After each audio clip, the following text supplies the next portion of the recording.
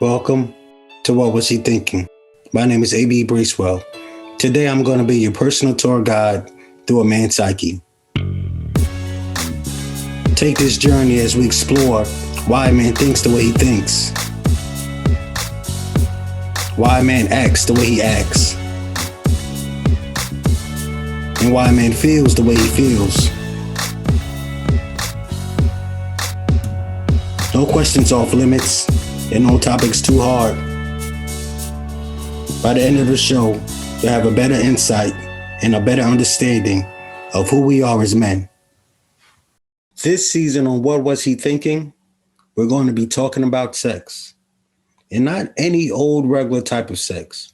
We're going to be focusing on the sexual education of Black men in America. We're going to be looking into the thoughts about sex, our behaviors towards sex, our habits, and the way that Black men learn about sex.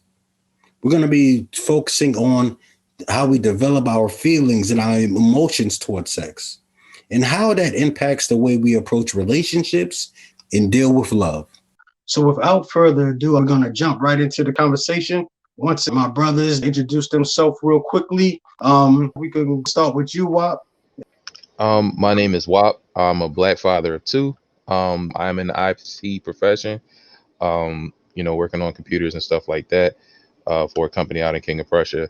And I'm just glad to be here, brother. Appreciate it. My name is Charles Hill. I am in the human service field as a behavior specialist.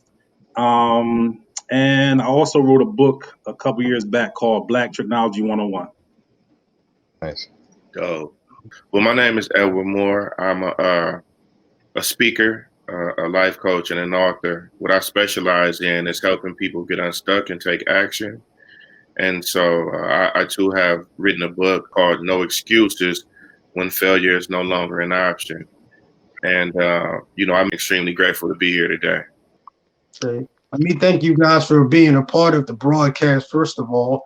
So I'm just going to straight off the bat. I'm gonna ask the question: what taught you about sex? I think, growing up in the neighborhood, your influence around like your friends, early in age, you're taught sexuality, when as a young kid, catch a girl, get a girl. Then the talks about being a virgin, a virgin, and then just could be cousins, older cousins, and family members, and this is what you should do. So you're guided by, well, at least on my end, by the environment. Your influence and your friends and people. And as you start getting older, and wait, you didn't have sex yet. So it's like it's kind of sort of in a way like pressured at times, you know what I mean? Pressured on young people. So it's like, I'll just say environment influences and family structure. Mine was pretty much the same thing. Growing up in the 80s, there wasn't a lot of conversations from like detailed conversations about sex from parents and everything. So, we had the health class course and all of that stuff. But then you had, your cousins and your friends where they give you the homie conversations, you know what I mean? So it was that for me. I have three uncles. My dad wasn't around. So, they would throw their jokes and, their quotes and everything, like quips and everything like that in there. But that was basically it. I mean, I was kind of a stay to myself in the house kind of guy. So, I liked girls and everything like that, of course. But sex wasn't really like on my mind too much until maybe about 16, 17. You know what I mean? Is when I really, really started like really thinking about it. Um, but yeah, I would say, environment, family and friends for the most part, uncles, all the male figures, you know what I mean? Even male figures, you don't see in a while. You see them at a cookout or whatever. Like, hey, you got a girlfriend, you know what I mean? Like those kind of conversations. But that was mainly it for me. For me, my experience was very similar. I learned a lot about sex through my environment, through my peers, and you know, it was an over sexualized environment. You know, in my environment, guys were having sex really, really early, and as a result, with the peer pressure and you know, the male role conditioning, you know, we were taught you wasn't a man if you wasn't having sex, and so a lot from the big homies, this is what you need to be doing. You know, it was a lot of pressure around that, and then I hung with guys like 3 to 4 years older than me, and so you can imagine where they were in relation to where I was, and so a lot of minds came from, again, with not having a father around. A lot of minds came from my peers in my environment as well. Yeah. I think we all probably have some similar experiences. Of course, when the first time I was introduced to sex, not actually partaking in an act, but just seeing it, it probably was like porn. Yeah, You Right. know, porn had big brother friends watching it. I walk in the room and it's playing, and I'm like, oh, what's this? We Right. all sitting there just watching it for hours at a time. And, you know, I can't remember how young I was, but I know I was young. I definitely wasn't a teenager yet. So yeah, we all have similar exposure Right. experiences, but the first time we learned or was exposed to it. So my next question is what were the lessons that you learned from them first foundational times that you was exposed to it or taught about it? What were some of the things you picked up, some of the lessons that were actually taught to you by people directly or indirectly? Uh, that's Anybody can that's answer. that's a good question. Like I said, my early education was just my uncle's quips and jokes and my friends. Oh, you ain't even kissed a girl yet. Blah blah blah blah blah. You know, stuff like that.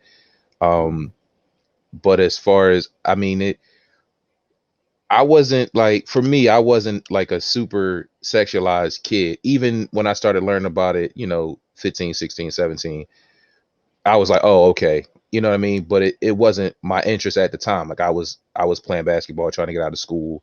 I had a sick grandmom. So it was, you know, I had other things going on. So that wasn't really like high on my priority list. So for me, it just, you know, it was a little different. I didn't really learn too much that I carried over. Yeah. So when with the uncles and the cousins that would say, "Hey, you haven't kissed the girls so much," I mean, such things like that. What was your interpretation of that?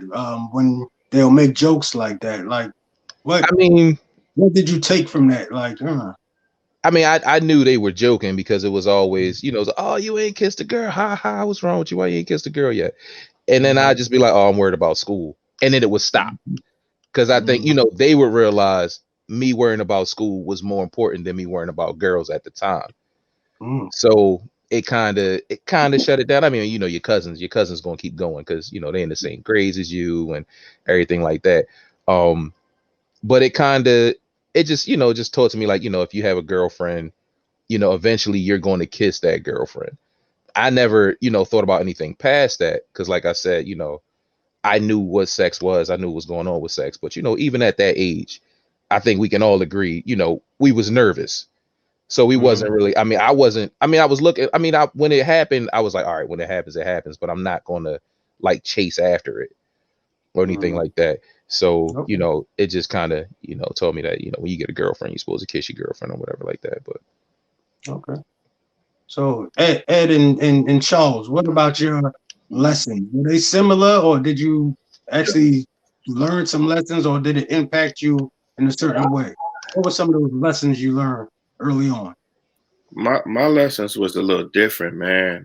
You know, the way that I got taught in the environment that I got taught was you know, almost, you know, women were objects to be used for our pleasure, to be a player. You know, I got taught to be a player. You have to have multiple women. One is too close to none. All these type of beliefs that got pushed on me as a young guy, and as you can imagine, getting these beliefs pushed on me as a young person from the people that I'm looking up to, and them telling me that if you don't act in this kind of way, you're not a real man, had a profound effect on how I viewed life, how I viewed myself, how I viewed women. And with no father around or very few positive figures to counteract this negativity that I was being taught, I accepted it as truth. And I went about living my life in that kind of way. And as a result, it's taken years of real intentional work to deprogram myself from that kind of thinking. Because as I went all up through adolescence, through my teenage years, to my young adult life, and even up into my late 20s, I subscribed to that kind of thinking, right? It wasn't until I had some experiences and began to understand how I was impacting other people as a result of my beliefs that I was carrying out on them that I decided that I wanted to become different. But I think a lot of young Black men were socialized in that kind of way, you know? I'll say my experience was similar to Ed's. Some lessons that I had. I have to go back to my mother. I remember, as we were coming up, she's the one that supplied the protection, the condoms. Her lesson was, I can't stop y'all from act, but just be safe. Lessons were also too, basically not to go out and produce children early before you have your together. So that's a lesson that stuck with me.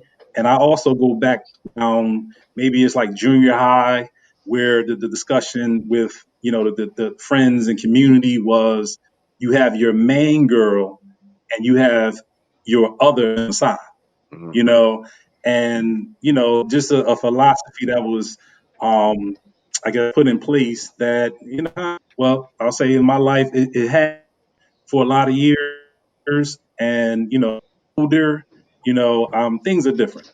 Facts.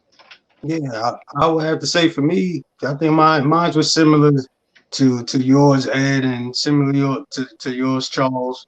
And of course, a little bit of WAPs also. But we definitely grew up in an environment where you was pushed to look to women as a sexual objects, just by the way you was conditioned. We weren't groomed or we weren't taught to even develop friendships with women. Right. It was all about, having sex, it was all about uh, getting your desires met sexually. I mean, whether it was through the music, whether it was through my friends, whether it was through the things I watched on TV, being constantly bombarded with those different images.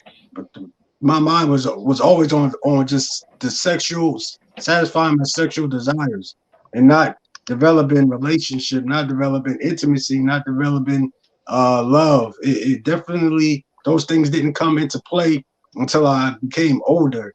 And I could say probably well into my, I don't even, maybe well into my 30s. I mean, spent a lot of my time just playing and running around and trying to get my desires fulfilled, and wasn't interested in really developing relationships in that way. So yeah, I see, being that, so we have some similar lessons being learned. um, what do you think is the common lesson for Black men or Black boys being taught today when it comes to sex? I believe it's the same thing that we've been taught. Common Unless they lesson. have, unless they have somebody Yeah. in their life, this gentleman that are on this broadcast teaching them anything differently. And it's, and I've worked with Black men for the last 20 years, and I have 5 sons of my own, right? Or Black men. God appointed me to raise Black kings. But my experience is they have to hear the information from somebody that they deem credible, that's been there, that's been on the other side of the fence, to tell them, hey man, that's not cool. Mm-hmm. I want to share my experience with you. Look at all the wreckage and the carnage that I caused in my life. And when I was your age, man, I thought it was cool. I thought I was being fly. I thought I was having the girls like I was told I was supposed to be. But, you got to have empathy. Those are other human beings that you're using simply for your own sexual gratification with no interest in them. Now I'm sure every last one of y'all on this broadcast can relate to it. Have you ever been really, really pursuing a girl and you really liked her, and as soon as you had sex with her, you had that moment of clarity afterwards? Like, I don't even really like Right, you like that, right? Y'all laughing. I wear What I'm talking about. Yeah. I'm talking about.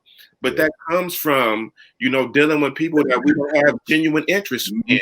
It might have been physical. Look, y'all laughing. Right. But, it might have been physical. She might have been sexy. She might have been attractive. But you ain't got to try to know her on the intimate level. You ain't got to try to know her mind or anything of the nature. And so, imagine that being your sister or your daughter. Now you want to feel differently about it, but we out here doing these same things with women. So I think it's important, man, for men like ourselves, man, that they're gonna respect, that they're gonna have a certain amount of you know what I'm trying to say, admiration for. That we begin to have these conversations, not in a square kind of way, because they're not going to receive that, but some real hard conversations, and let them know I stand on this today. Yeah, definitely. I mean, we can only do our part, because you can only imagine if it's just 4 of us guys trying to teach young men how to do something different. But when he goes outside, he has his whole community. He has his whole family. He has everybody that he knows teaching him something the complete opposite. And the people that he's with every day are teaching and doing something complete opposite. So it's definitely a struggle, and it's definitely a fight to get young men or even older men to see something different. But I think it's a fight worth having. It's definitely a fight worth having. Can I add 2 things to that really quickly, and I'll be real brief, right? When you look at our personal experiences in our lives, when it may be our job to plant the seed, and it may be somebody else's job to water it, right? And you never know at what point that seed may take root. So imagine if we never plant the seed. For me, some of the seeds that was planted didn't make sense until I got 30 years old, right? And so that seed may be planted and it may lay dormant that entire time, but one day it may click. So there still is a responsibility in there. And then there's a saying that says it's not by promotion, but attraction. And what that means is that, a lot of people was going to be more attracted to how I live my life than what I'm saying out of my mouth, right? And so if I could plant a seed and then model it and still be cool and still be fly, I stand a chance that maybe 1 or 2 of them hearing it, even if it's later on down the line, And so, yeah, imagine if nobody planted a seed with us, where we'd be right now. Right. Yeah. Setting that example. Wow. Any thoughts? What's your thoughts on any of that? Wow. Everything that Ed says, spot on. You know what I mean? Me having 2 boys and us being black men and having kids, period. You know what I mean? Planting them seeds, even if we're not the ones, like he said, to nurture those seeds, but planting them, putting that foundation in them. You know what I mean? So that they know the difference between, goofy stuff and what's really going on is highly important. Adam, I got Lil, and Lil is at that age right now. Well, he's past that age, going by how we grew up. He's 19 now. I know he has his interest in girls and everything. I'm not gonna front. Having that conversation with him was real awkward, because like I said, I never had nobody had that conversation with me. But I know it's a conversation that had to be had. So I sat him down and we had a conversation. You know what I mean? I told him the facts. You know what I mean? Sex is good. Sex feels great. At the end of the day, you got to understand the consequences of sex. It's not like that young lady's gonna get her emotions involved. You may get your emotions involved. is going to be deeper than just that one night. You need to understand that things can occur afterwards. You know what I mean? Like, it's going to be good in the moment, but you got to think about what's going to happen afterwards. So, Mhm.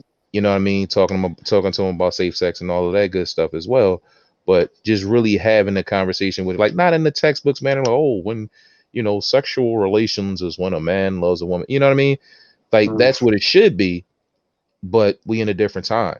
You know what I mean? So I had to explain that to him and explain, you know, the attraction part of it and all of that. You know what I mean? Like, don't take advantage of no girl. You got a sister, you got a mom. You know what I mean? Imagine how it would be if somebody did that to them. You'd be ready to fight. You'd be calling me, Dad, somebody did this to my sister. You got to think about that too when you with these young ladies. Don't just be out here all willy nilly. You know what I'm saying? Doing whatever you want to do. It's not that kind of party. I dropped small seeds into my son's head now. He's hitting that teenage Right. stage. He's only 12, but Mm-hmm. you know, I definitely have a conversation with him on his level. Mm-hmm. You know, nothing too detailed, Right. nothing explicit, but Right. something that he can understand. Right. So I want to ask, what was the turning point for you in your life that you said, all right, I need to stop going in this certain direction? What these people, what these guys taught me growing up, Mm-hmm. what I learned from media was all of these things were wrong, and I need to make a left right here and go into the direction of building relationships, building intimacy, building friendship. What was that turning point for you guys that made you, you know, switch your behaviors or switch the way you looked at sex and thought about sex? For me, when Lil Mom told me she was pregnant, at the time I was 19, she was 18, about to graduate high school. I was working and everything like that, and it clicked. Like, hey, you can't be playing around. You know what I mean? Not only do you have this girl, but now this girl has a child inside of her. You know, and I had to be real with myself. Like, you can't be your dad. You can't be out here haphazardly and let the neighborhood raise this child like the neighborhood basically raised you. You know what I mean? And it's, you know, it's don't get me wrong, I got some good stuff from the hood. I got some bad stuff from the hood. I had a couple of people that, you know, gave me a couple of jewels that, you know, wasn't sex related, but they gave me a couple of jewels. But for me, that was my turning point. Now I'm responsible not just for myself, but for this baby.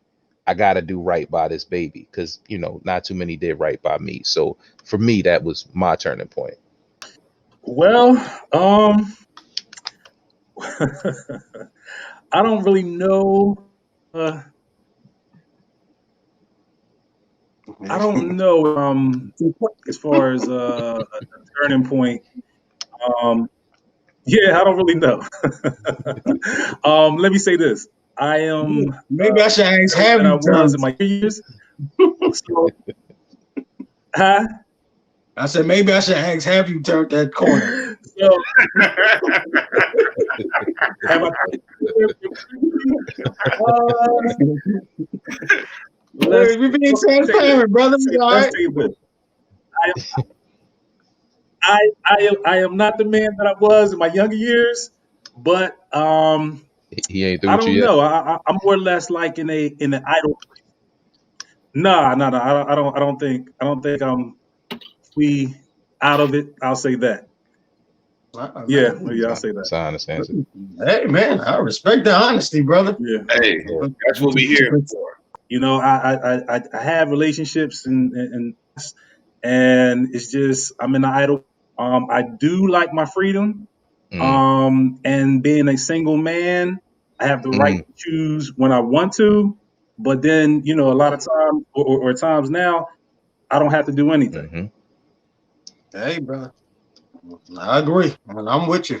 I, Preaching right there. I appreciate the Preaching right honesty. That's what I mean. All right? What about you, Ed?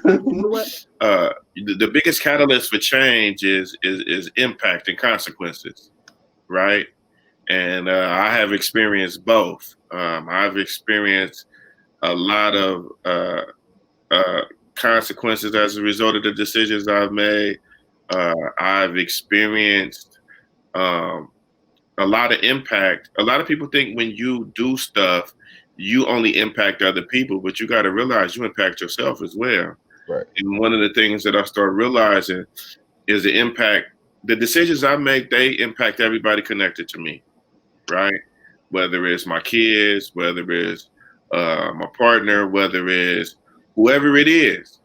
And starting to see the impact that I was having on other people, man, as well as myself, made me have to have some come to Jesus moments. Like, bro, you need to do something different, man.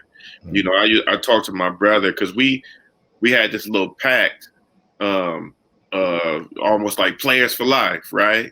And one day I had a conversation with him several years back. I'm like, bro, we've been doing this since we was in high school. Like, how are we finna keep doing this? Like, we gonna be 40, 50 years old, still doing the same thing. Hey, man, I got a new one. You want to check her out? Like, so for me, man, it was just, you know, realizing the impact that I had, starting to have empathy for other people, man, and just really starting to look at life differently, man. Now, I'm not going to say, I'm going to be honest, like the brother Charles, man, I'm not going to say that I still don't struggle with parts of my programming, that I got to fight every day. And I'm not going to say that there is some times that I might not make a decision based off that program. But I try to live my life in a way today, more of the person that I've become than the person I was. But you brothers know, like I know, sometimes the old you and the new you will be at war, and the old you might have a little more ammo because you've been that person longer. Right? So, that's a good way to put that. Yeah. That's a real good way to put that. Yeah, man. Listen, I think I'm on the same page with all you guys. And what you said about the impact, and like that is real. I think for me, my changing moment probably was when I had my son. Like I was running around like I was crazy throughout my 20s, really early 30s. But when I had my son at 32, I realized, okay, it's real. And I'm about to have somebody that's going to be looking up to me that I'm responsible for. So I can't, I have to set a good example for him. I have to set a good example. And it didn't happen overnight.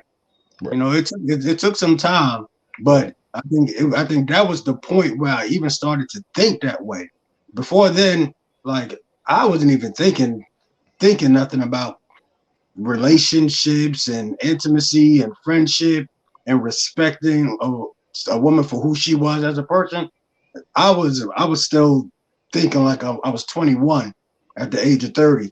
So there's a real conversation, brother. Real conversation. Yeah. So before we disconnect, any last words?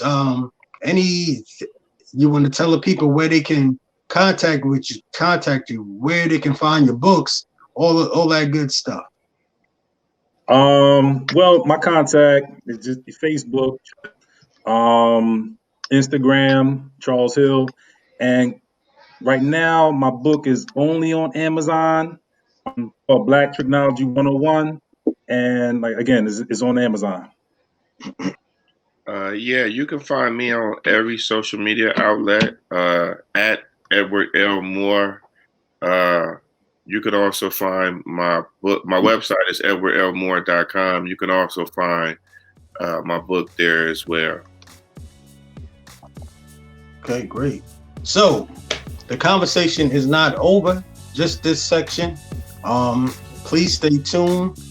Next, we're going to have the ladies to join us and put us in the hot seats and give their opinions and give their questions on what they heard. But thank you for tuning in. This is What Was He Thinking? Have a good night.